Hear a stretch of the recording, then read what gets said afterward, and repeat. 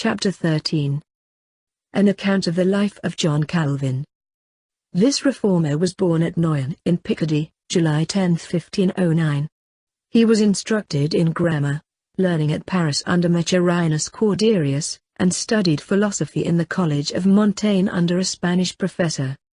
His father, who discovered many marks of his early piety, particularly in his reprehensions of the vices of his companions, designed him at first for the church, and got him presented, May 21, 1521, to the chapel of Notre Dame de la Jacine, in the church of Noyon. In 1527 he was presented to the rectory of Marceville, which he exchanged in 1529 for the rectory of Pointelvouc, near Noyon. His father afterward changed his resolution, and would have him study law, to which Calvin, who, by reading the scriptures, had conceived a dislike to the superstitions of popery, readily consented, and resigned the chapel of Jacine and the rectory of Pointelvouc, in 1534. He made a great progress in that science, and improved no less in the knowledge of divinity by his private studies.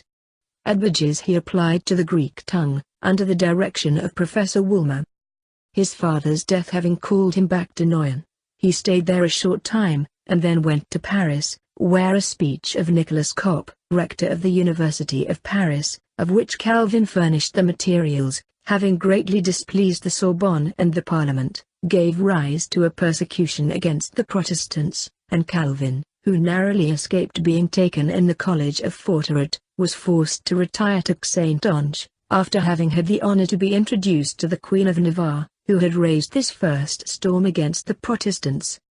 Calvin returned to Paris in 1534.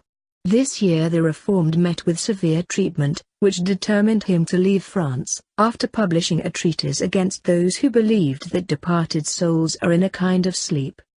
He retired to Basel, where he studied Hebrew. At this time he published his Institutions of the Christian Religion, a work well adapted to spread his fame, though he himself was desirous of living in obscurity. It is dedicated to the French king, Francis I. Calvin next wrote an apology for the Protestants who were burnt for their religion in France. After the publication of this work, Calvin went to Italy to pay a visit to the Duchess of Ferrara, a lady of eminent piety, by whom he was very kindly received. From Italy he came back to France, and having settled his private affairs, he proposed to go to Strasbourg or Basel, in company with his sole surviving brother, Anthony Calvin, but as the roads were not safe on account of the war, except through the Duke of Savoy's territories, he chose that road.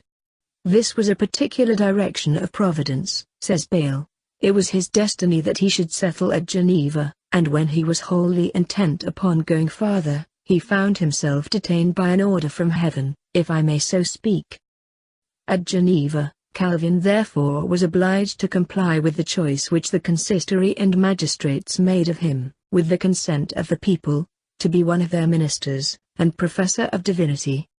He wanted to undertake only this last office, and not the other, but in the end he was obliged to take both upon him, in August, 1536. The year following, he made all the people declare, upon oath, their assent to the confession of faith, which contained a renunciation of popery. He next intimated that he could not submit to a regulation which the canton of Bern had lately made. Thereupon the syndics of Geneva summoned an assembly of the people, and it was ordered that Calvin, Fell, and another minister should leave the town in a few days, for refusing to administer the sacrament. Calvin retired to Strasbourg, and established a French church in that city, of which he was the first minister. He was also appointed to be professor of divinity there. Meanwhile the people of Geneva entreated him so earnestly to return to them that at last he consented, and arrived September 13, 1541, to the great satisfaction both of the people and the magistrates, and the first thing he did, after his arrival, was to establish a form of church discipline, and a consistorial jurisdiction, invested with power of inflicting censures and canonical punishments, as far as excommunication, inclusively. It has long been the delight of both infidels and some professed Christians, when they wished to bring odium upon the opinions of Calvin, to refer to his agency in the death of Michael Servetus. This action is used on all occasions by those who have been unable to overthrow his opinions, as a conclusive argument against his whole system. Calvin burnt Servetus! Calvin burnt Servetus! Is a good proof with a certain class of reasoners, that the doctrine of the Trinity is not true, that divine sovereignty is anti-scriptural, and Christianity a cheat. We have no wish to palliate any act of Calvin's which is manifestly wrong. All his proceedings, in relation to the unhappy affair of Servetus, we think, cannot be defended. Still it should be remembered that the true principles of religious toleration were very little understood in the time of Calvin. All the other reformers then living approved of Calvin's conduct. Even the gentle and amiable Melanchthon expressed himself in relation to this affair, in the following manner. In a letter addressed to Bullinger, he says, "I have read your statement respecting the blasphemy of Servetus, and praise your piety and judgment, and am persuaded that the Council of Geneva has done right in putting to death this obstinate man, who would never have ceased his blasphemies. I am astonished that anyone can be found to disapprove of this proceeding." Fale expressly says, that Servetus deserved a capital punishment. Psa did not hesitate to declare, that Servetus deserved something worse than death. The truth is, although Calvin had some hand in the arrest and imprisonment of Servetus, he was unwilling that he should be burnt at all. "I desire," says he, "that the severity of the punishment should be remitted. We endeavored to commute the kind of death, but in vain. By wishing to mitigate the severity of the punishment," says Fale to Calvin, "you discharge the office of a friend towards your greatest enemy." That Calvin was the instigator of the magistrates that Servetus might be burned, says Turretin, historians neither anywhere affirm, nor does it appear from any considerations. Nay, it is certain, that he, with the college of pastors, dissuaded from that kind of punishment. It has been often asserted, that Calvin possessed so much influence with the magistrates of Geneva that he might have obtained the release of Servetus, had he not been desirous of his destruction. This, however, is not true.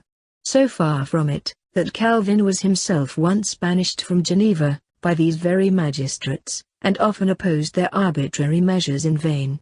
So little desirous was Calvin of procuring the death of Servetus that he warned him of his danger, and suffered him to remain several weeks at Geneva, before he was arrested. But his language, which was then accounted blasphemous, was the cause of his imprisonment. When in prison, Calvin visited him, and used every argument to persuade him to retract his horrible blasphemies, without reference to his peculiar sentiments. This was the extent of Calvin's agency in this unhappy affair. It cannot, however, be denied, that in this instance, Calvin acted contrary to the benignant spirit of the gospel. It is better to drop a tear over the inconsistency of human nature, and to bewail those infirmities which cannot be justified. He declared he acted conscientiously, and publicly justified the act. It was the opinion, that erroneous religious principles are punishable by the civil magistrate, that did the mischief, whether at Geneva, in Transylvania, or in Britain, and to this, rather than to Trinitarianism, or Unitarianism, it ought to be imputed. After the death of Luther, Calvin exerted great sway over the men of that notable period. He was influential in France, Italy, Germany, Holland, England, and Scotland. 2,150 Reformed congregations were organized, receiving from him their preachers. Calvin, triumphant over all his enemies, felt his death drawing near. Yet he continued to exert himself in every way with youthful energy. When about to lie down in rest, he drew up his will, saying, "I do testify that I live and purpose to die in this faith which God has given me through his gospel, and that I have no other dependence for salvation than the free choice which is made of me by him. With my whole heart I embrace his mercy, through which all my sins are covered, for Christ's sake, and for the sake of his death and sufferings. According to the measure of grace granted unto me, I have taught this pure, simple word, by sermons, by deeds, and by expositions of this scripture. In all my battles with the enemies of the truth I have not used sophistry, but have fought the good fight squarely and directly." May 27, 1564, was the day of his release and blessed journey home. He was in his 55th year. That a man who had acquired so great a reputation and such an authority, should have had but a salary of 100 crowns, and refused to accept more, and after living 55 years with the utmost frugality should leave but 300 crowns to his heirs, including the value of his library, which sold very dear, is something so heroical, that one must have lost all feeling not to admire. When Calvin took his leave of Strasbourg, to return to Geneva, they wanted to continue to him the privileges of a freeman of their town, and the revenues of a prebend, which had been assigned to him. The former he accepted, but absolutely refused the other. He carried one of the brothers with him to Geneva, but he never took any pains to get him preferred to an honorable post, as any other possessed of his credit would have done. He took care indeed of the honor of his brother's family, by getting him freed from an adulteress, and obtaining leave to him to marry again, but even his enemies relate that he made him learn the trade of a bookbinder, which he followed all his life after. Calvin as a friend of civil liberty.